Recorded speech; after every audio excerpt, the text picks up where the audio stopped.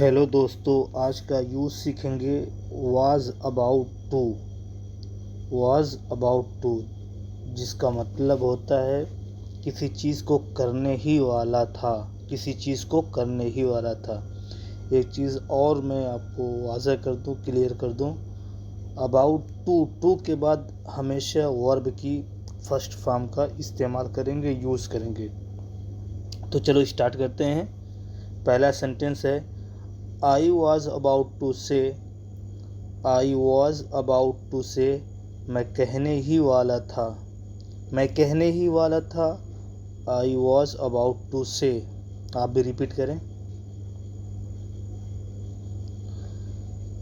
दूसरा सेंटेंस है he was about to cry. वह रोने ही वाला था। He was about to cry. तीसरा सेंटेंस है I was about to sleep. मैं सोने ही वाला था। I was about to sleep. चौथा सेंटेंस है he was about to go. वो जाने ही वाला था। He was about to go. पांचवा सेंटेंस है I was about to call you. मैं आपको बुलाने ही वाला था। I was about to call you.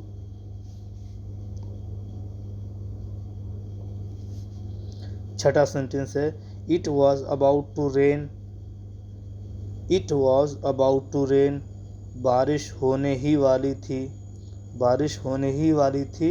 It was about to rain. सातवां सेंटेंस है train was about to leave. Train निकलने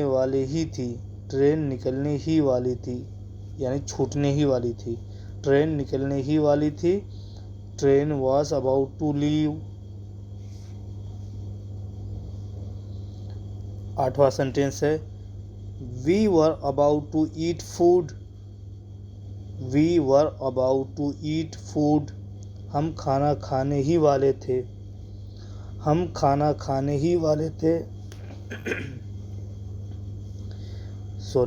we were about to eat food. हम खाना खाने ही वाले थे। नवा सेंटेंस है he was about to say something. वो कुछ कहने ही वाला था। He was about to say something. 10वां सेंटेंस है teacher was about to start lesson. उस्ताद सबक शुरू करने ही